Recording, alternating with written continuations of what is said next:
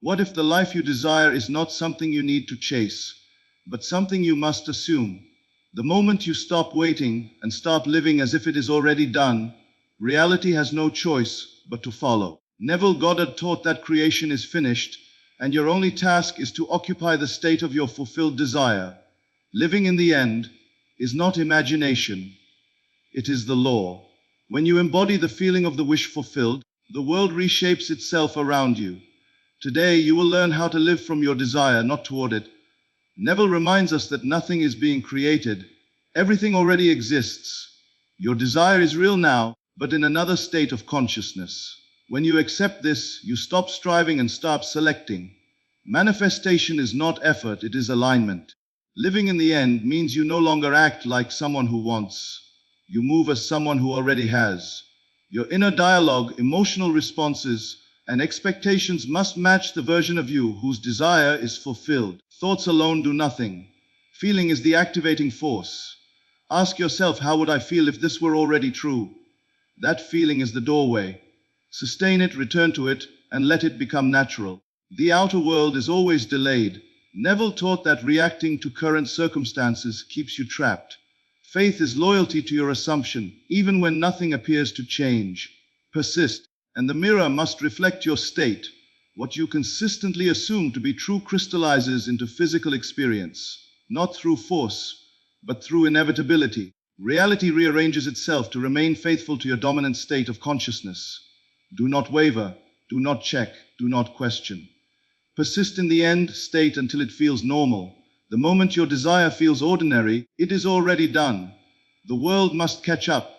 Neville Goddard taught a truth that completely dissolves struggle. Creation is already finished. This does not mean that life is random or fixed against you. It means that every possible version of reality already exists, waiting for you to occupy it in consciousness. Nothing new is being made. There is no future event you must force into existence. Your desire is not something missing. It is something already complete, already real, already alive in a different state of awareness. The moment you understand this, the pressure to make things happen falls away. Most people believe manifestation is about effort, repetition, or time. Neville revealed that it is about selection. Just as you choose a channel on a television, you choose a state of being. Each state contains its own thoughts, emotions, behaviors, and outcomes. When you desire something, wealth, love, freedom, it is because you are becoming aware of a state where that desire is already fulfilled. Desire itself is evidence of existence. You would not long for what did not already exist for you. When Neville said, "Creation is finished," he meant that the end already exists before the beginning. The seed already contains the tree. The assumption already contains the manifestation. Your only task is not to build the bridge, but to step onto the correct side of it internally. The world you see is simply the after effect of states you have previously occupied. What you are living today was once only an assumption you accepted as true. This is where many people struggle. They believe they must change the world first in order to feel different. Neville taught the opposite. Change the feeling, and the world must follow. When you shift into the state of the wish fulfilled, you are not pretending. You are aligning with a reality that already exists. You are not imagining something unreal. You are remembering something real. Creation being finished also means there is no competition, no delay, and no scarcity. You are not fighting others for outcomes. You are not waiting for divine permission. You are not limited by circumstances. The only barrier is remaining loyal to a state you no longer wish to occupy. The moment you release identification with the old version of yourself, the new one becomes available immediately. This teaching removes desperation. When you know it already exists, you stop begging life to change. You move with quiet certainty. You no longer ask, "How will this happen?" Because the how belongs to the world of effects, not causes.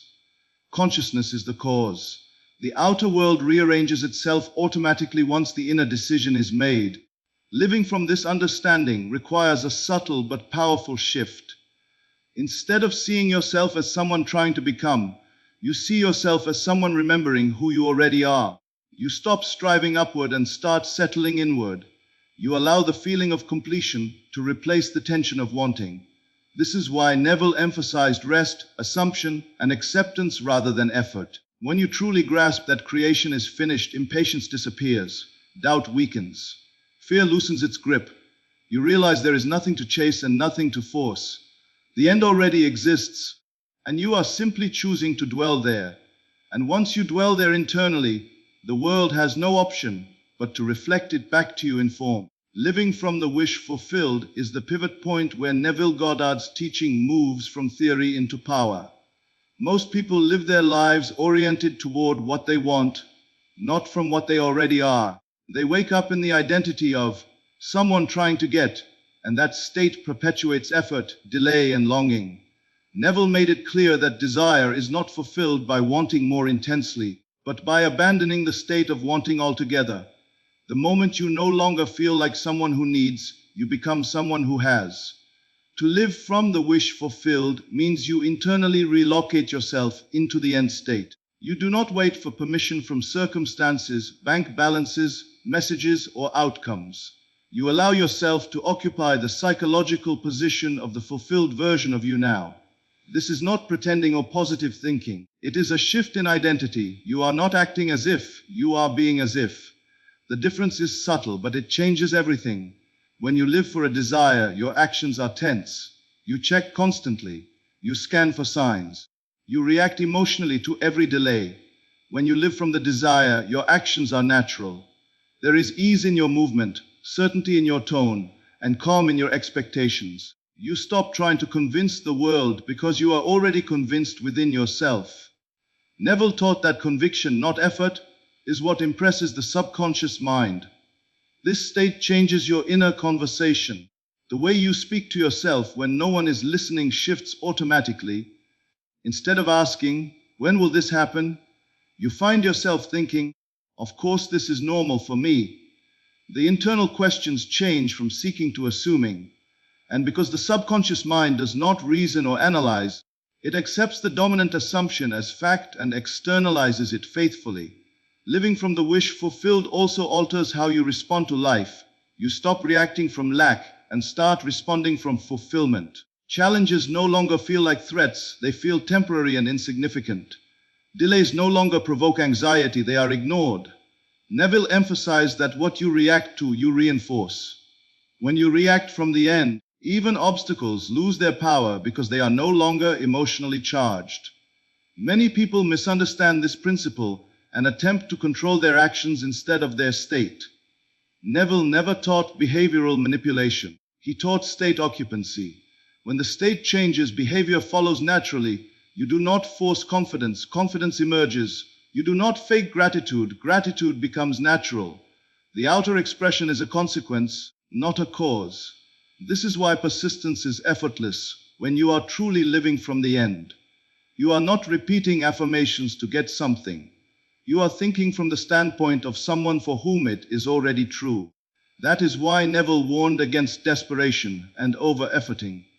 Those signals contradict the end state and keep the old identity alive.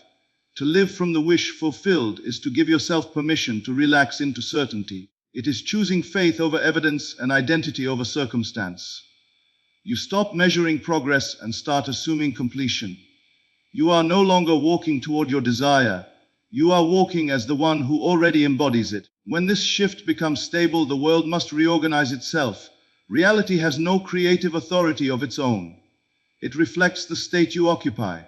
And once you live from the end consistently, manifestation is no longer something you do. It becomes something that happens as a natural consequence of who you have decided to be. Neville Goddard revealed that feeling is the true engine of manifestation, the silent force that moves reality from the unseen into form. Words, affirmations, and visual images have no creative power on their own unless they are charged with feeling. Feeling is what impresses the subconscious mind, and the subconscious mind is the womb of creation. This is why Neville famously said, "Feeling is the secret." Without feeling, techniques are empty rituals. With feeling, even a brief assumption becomes law. Feeling is not emotion in the dramatic sense. It is not excitement, euphoria, or forced happiness. Neville was referring to the feeling of naturalness, the quiet inner knowing that something is already true. It is the same feeling you have about your name, your age, or the ground beneath your feet. You do not feel emotional about these facts, you simply accept them. When your desire carries that same sense of inevitability, it is impressed upon consciousness as reality. Most people try to manifest by thinking about what they want rather than feeling from it. They visualize scenes but remain emotionally located in lack. They affirm words while secretly doubting them. Neville taught that the subconscious mind ignores words and images that are not accompanied by feeling. It responds only to what feels real. This is why repetition without conviction produces little result, while a single assumption deeply felt can transform an entire life. The correct question is never, "What should I think?" but "How would I feel if this were already done?" That feeling is your point of power. When you enter it, even briefly, you step into the state where the desire already exists. You are no longer imagining the future. You are experiencing the present from a different level of awareness. Time collapses in this state because the subconscious does not operate on linear timelines. Neville emphasized the importance of inducing the feeling of the wish fulfilled, especially in moments of relaxation. When the body is calm and the mind is less resistant, feeling flows more easily. This is why he taught techniques like sats, not as magic rituals, but as tools to bypass conscious doubt and allow feeling to dominate awareness. In that receptive state, assumption hardens into fact. Feeling also governs persistence. When an assumption is emotionally charged, it sustains itself. You do not need to remind yourself constantly. The feeling becomes your default state. When the feeling fades, doubt creeps in, and the old state attempts to reclaim dominance. This is why Neville urged students to return again and again to the feeling, not to force it, but to familiarize themselves with it until it feels natural. The world you experience is always mirroring how things feel to you internally. If something feels distant, it remains distant. If it feels uncertain, it manifests as instability. If it feels done, it moves toward completion. Feeling is the bridge between imagination and experience. It is the language the subconscious understands, and it responds with absolute fidelity. Mastery comes when you learn to generate feeling without external confirmation. You no longer wait for proof to feel secure, loved, or successful. You reverse the order. You feel it first, and the evidence follows. This is the discipline Neville taught. Not control of circumstances, but control of inner atmosphere. When feeling becomes your focus, manifestation ceases to be complicated. You stop asking how long it will take or whether it is working. Those questions arise only from lack. Instead, you return to the feeling of already having, already being, already knowing. And once that feeling is assumed as truth, reality has no choice but to arrange itself accordingly. Neville Goddard taught that the evidence of the senses must never be consulted when you are consciously creating. The outer world is not a guide to truth. It is a record of past assumptions. What you see, hear, and experience today is the delayed reflection of states you previously occupied. If you allow appearances to dictate your inner state, you surrender creative authority to effects rather than causes. This is why Neville emphasized faith, not as blind belief, but as loyalty to an unseen assumption. The senses are persuasive because they feel immediate and convincing. Bills, silence, rejection, and delay all appear final. Yet Neville insisted that these are shadows, not causes. They have no power to initiate anything. Their only function is to show you what you have been believing. When you react emotionally to appearances, you renew the old assumption and keep it alive. Reaction is agreement. Ignoring appearances is not denial. It is a higher form of obedience to the law. To ignore the senses does not mean pretending nothing exists. It means refusing to assign meaning to what contradicts your assumption. You acknowledge what is visible without letting it define what is real. Neville taught that consciousness is the only reality, and what appears is merely its projection. If you understand this, you stop asking the world for permission to believe. Most people abandon their desire at this stage because they misinterpret delay as failure. Neville corrected this error by explaining that manifestation has a gestation period. Just as a seed must pass through darkness before it breaks ground, your assumption must remain protected from doubt while it is incubating. Digging up the seed to check if it is growing only interrupts the process. Ignoring the senses requires discipline of inner speech. When the world says, "Not yet," you must quietly answer within, "It is already done."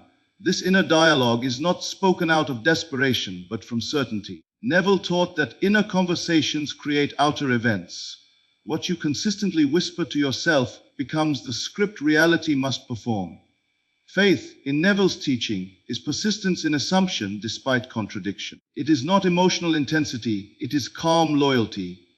When you stop arguing with appearances, they lose their influence. You no longer swing between hope and disappointment. You remain anchored in the end state, unmoved by temporary scenes. This principle also frees you from emotional exhaustion, constantly checking for signs, analyzing progress, and reacting to circumstances keeps you mentally entangled with the old state. Neville warned that looking for evidence is the fastest way to delay fulfillment.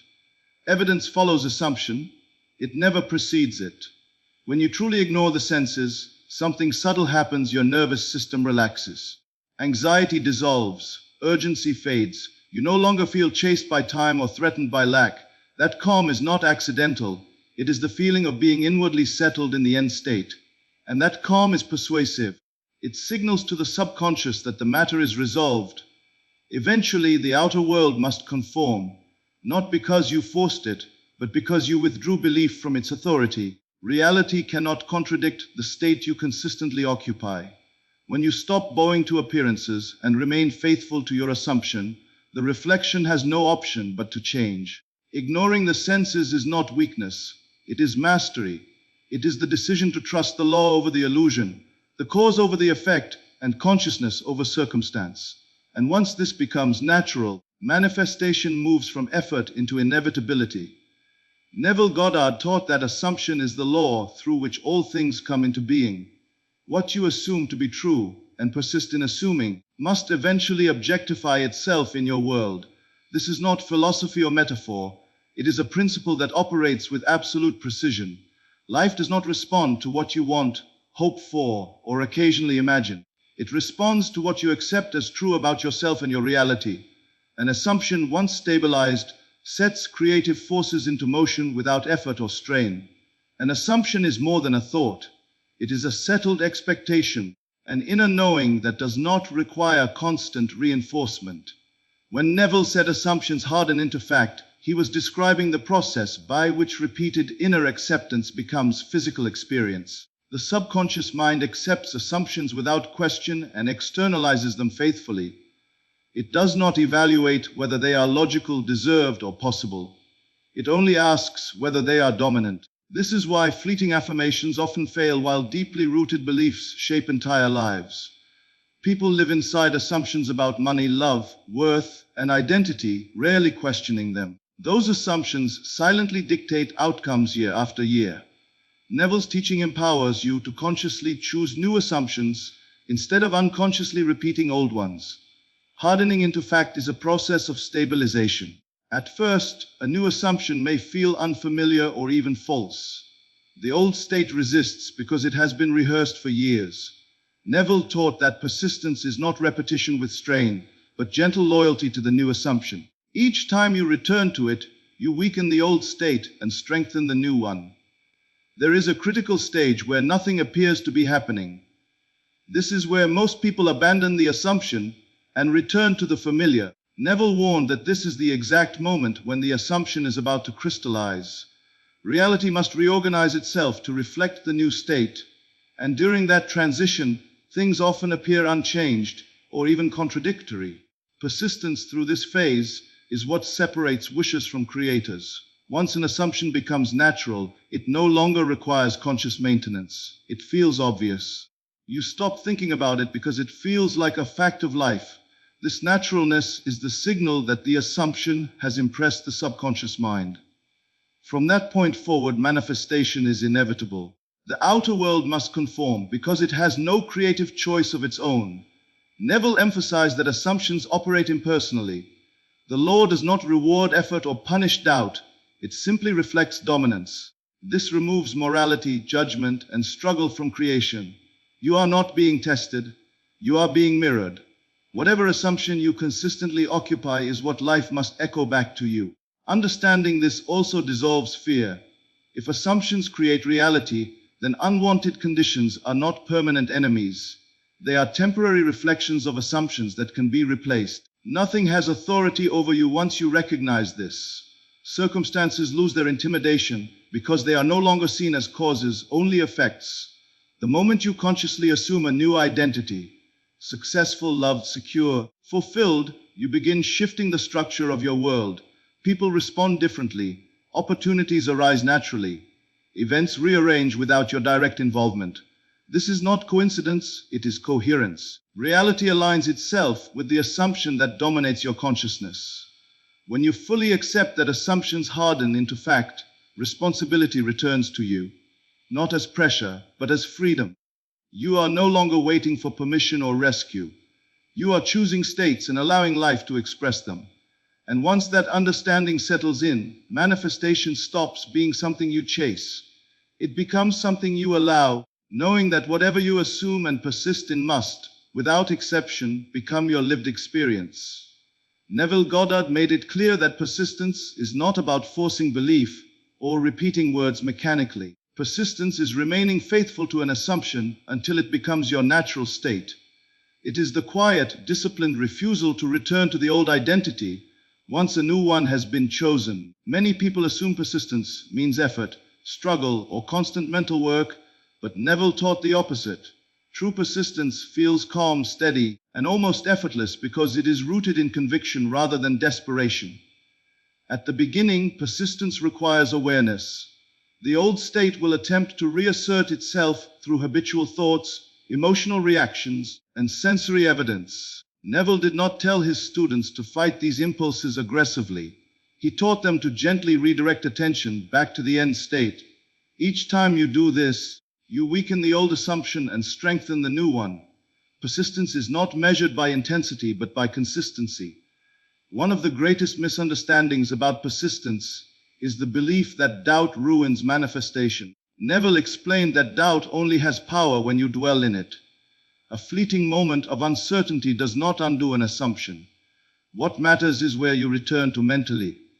Persistence means you do not build a home in doubt. You pass through it and return to the end state without drama or self-judgment. Neville emphasized that persistence ends the moment the assumption feels natural. When you no longer feel the need to remind yourself, affirm, or visualize, the work is done. Naturalness is the finish line. The subconscious mind has accepted the assumption, and the outer world is now compelled to reflect it. This is why Neville warned against over-efforting after a state has been impressed. Continuing to work implies lack and can delay physical realization. Persistence also means refusing to check for results. Checking is a confession that you are unsure. Neville taught that searching for evidence places attention back on the old state and keeps it active. The creator remains inwardly satisfied, knowing the law is faithful and precise. When persistence is genuine, you feel no urgency. You move through life with an inner sense of completion. This principle transforms how you relate to time. Impatience dissolves because time is no longer your concern. Neville taught that once the state is occupied, the bridge of events unfolds naturally. You do not hurry it or interfere with it. Your only responsibility is to remain loyal to the end. Time and method belong to the law, not to you. Persistence is also the safeguard against emotional reactions. When unexpected events occur, the persistent individual does not panic or reinterpret the assumption. They understand that movement often looks like delay, and that rearrangement can appear chaotic before resolution. Faith remains intact because it is not dependent on comfort or confirmation. The most powerful form of persistence is identity-based. You are no longer someone trying to manifest, you are someone who knows. Knowing carries authority. It is silent, unprovable, and immovable. Neville taught that when you reach this level, manifestation is no longer a technique you apply but a state you live from. In the end, persistence is love for your chosen reality. It is loyalty to the version of yourself you have decided to be. You do not abandon it when challenged, and you do not rush it when impatient. You remain calmly and confidently until it feels ordinary. And once it feels ordinary, it is already done.